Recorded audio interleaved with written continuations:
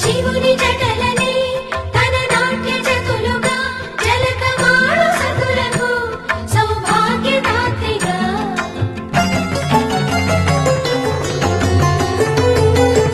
గండాలను పాపాలను కడిగివేయగా ముక్తి నదిని మూడు మునకలే చాలుగా జలది వెనతలకు పోసె జనని గంగా భవాని ఆమె అండ మంచుకొండ వాడని సిగబూద మంచుకొండలో ఒక కొండ వాగులా ఇల జనన ముందిన విరజావాహిని